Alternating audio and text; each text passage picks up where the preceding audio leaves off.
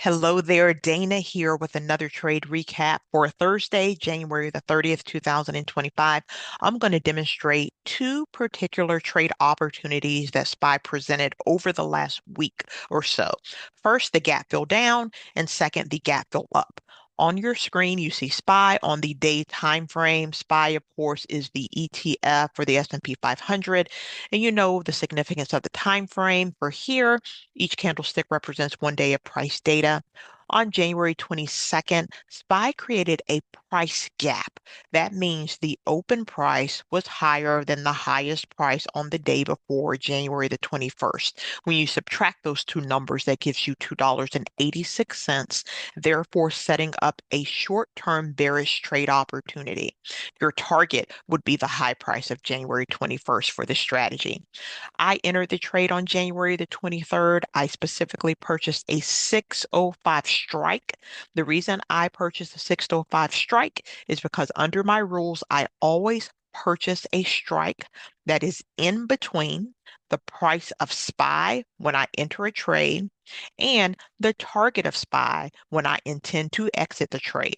When I choose a strike that is in between those two amounts, my probability of profitability increases.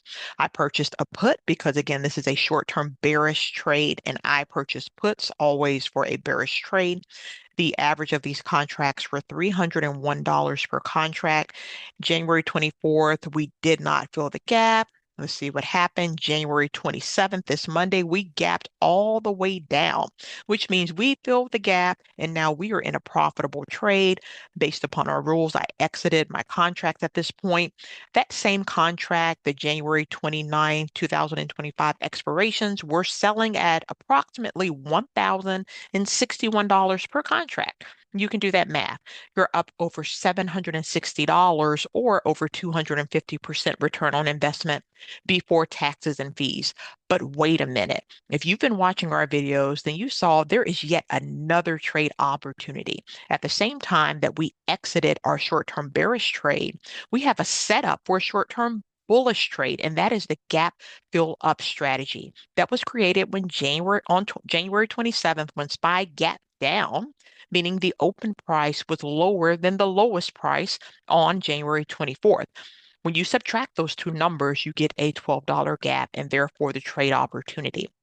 At this point, I entered the 604 strike. I already explained my strike selection strategy. I purchased a call because this is a short-term bullish trade opportunity. And because it's a bullish opportunity, meaning I believe price is going to go up based upon my strategy, I purchased a call.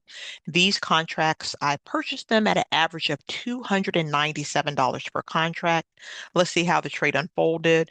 We did not fill the gap up on January 28th. We got close, but we didn't fill it. January 29th, we did not fill. And let's look at today, January the 30th. We got within 10 cents. And according to my rules, I'm out at this point. That's close enough for me. So at this point, my contract sold at an average of $589 per contract. You can do that math.